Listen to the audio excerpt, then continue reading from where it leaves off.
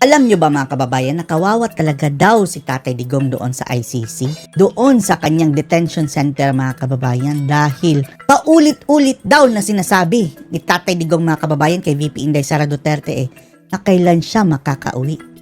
Miss na talaga ni Tatay Digong ang Pilipinas mga kababayan. Kasalanan lahat ni Bangat iyan. Labis-labis daw ang pangungulila ni Tatay Digong. Dahil nasiklod siya mga kababayan na-isolate. First time siguro sa kanyang buhay mga kababayan. In his 80 years of existence, na in-isolate siya sa isang lugar na pangmatagalan. Panoorin niyo po ang sabi ni VP Inday Sara Duterte mga kababayan ha. He repeatedly said, and I told him I understand repeatedly said ni Tatay Digong mga kababayan. Paulit-ulit niyang sinasabi. You are coming from, and I totally agree with the urgency. He wants to go back to the Philippines. Gusto nang umuwi ni Tatay Digong. Sabi niya, I am an old man. I can die anytime, but I want to die in my country. 80 years old mga kababayan ha. Ano kayang mararamdaman ni Bangag mga kababayan kung gawin yan kay Imelda? Yung panahon ni Tatay Digong Duterte, convicted yan si Imelda mga kababayan. Pero nagawa ng paraan para hindi mahulong dahil matanda. Pati na yun si Enrile. Pero ang mga bangag mga kababayan, walang awa. And I told him that we understand that you want it now and it is urgent. And he said yes. And I told him that the lawyers are working every day on your case, and there is a lawyer every day visiting you, explaining what they are doing. How does he spend his days? Well, he said that he went to, I think there's a common room inside. So he mentioned that he went to the common room. At least mga kababayan, no? Hindi pala yung may rehas. Mayroon pa silang common area mga kababayan. Pero yung nandoon mga kababayan yung mga kriminal na. Baka saktan si Tatay Digong ha? And then, of course, there's a TV in their unit. So, at least by TV, no? Television. And then, I told him, I reminded him to add daily outside walking and prayers to his daily activities. Is he getting used to Dutch food? Maybe, likely, or maybe the commissary or the kitchen inside is doing something for him, because I understand every meal has rice already. At least mayroong rice. But he's confused about the sun. So he's Oo, dahil gabi na mga kababayan, may araw pa rin. He's telling me it's 8 p.m. and there's still the sunlight. Minsan pa nga alas 9 meron pa. There's the sunrise and the sunset. So At sa ibang lugar mga kababayan, sa ibang lugar, kahit hating gabi, may araw. And does he have contact with other detainees? I would assume yes, because he said that he went to the common room. That's what he called it. Common room. So I would assume there are other detainees there in the common room. Would he reconsider writing his own memoir? Nagsusulat ba daw ng mga kababayan? Memoir. At libro na lang. Si PRRD sa loob. That is something that I told him the first few days that I was visiting him, just write a book. And then he said that, and I told him Rizal wrote Noli Me Tangere and El Filibusterismo, and he said, he answered me, at what age did Rizal write his book?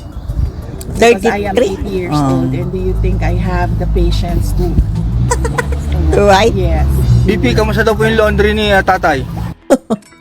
Yan mga kababayan. Ang isa sa ating concern. Sinong naglalaba? Ginagawan po ng paraan. Meron po kaming hinihingi na request sa loob kung paano mapadali yung sistema ng paglinis ng kanyang mga damit. So sana ay maaprubahan, pero syempre susunod pa rin kami kung ano yung desisyon ng detention unit. Sa ngayon, madami naman na siyang damit sa loob. So, maraming damit. Hindi pa naubos yung kanyang gamit sa loob. VP, kanina umaga, Philippine time, si impeachment prosecutor Marcelino Lebanon. Ayan na mga kababayan, mga bias media. Hanggang dyan, intriga, impeachment na naman ang tanong mga kababayan. Walang kinalaman sa nangyari kay Tatay Duterte. And first rider representative Magantay na lang kayo na makabalik siya sa Pilipinas. Raj Gutierrez, they led the filing in the Senate of this petition or issue writ of summons to direct you po to answer the articles of impeachment within a non-extendable period of 10 days. You're going back home. You said that you already have a team ready for it, but let me just ask your reaction on this new petition that has been filed to the Senate with regards to this non-extendable writ of summons to direct you to answer. Oo. Hindi ka talaga makapag-antay na makauwi si Sara Duterte? Hindi ba kayo nauumay dyan sa impeachment na issue ninyo? Diyos mio. Huwag niyong sabihin hanggang dyan. Tatanungin niyo sa confidential fund. The best person to answer that right now is Senate President Cheese. Tanungin mo yung chismis na yan. Yung waiter. Nasabi ni Tatay Digong dati mga kababayan, not so smart. Not so brilliant. Cheese Escudero. Since the summons was filed in the Senate, I do not wish to comment on that matter. With regards to the birthdays, you mentioned a lot Magagalit yan si Panelo kapag sasabihin mga kababayan, with regards. Wala daw S, sabi ni Panelo mga kababayan. With regard lang daw yan. of birthdays coming up. Ulit-ulit na sinabi ng Widya, with regards. Does that necessarily mean that those who will be celebrating their birthdays will have a visitation schedule with the president so they can spend their birthdays with the former president? Yes, it will. Bodyguard ba to ni Sara?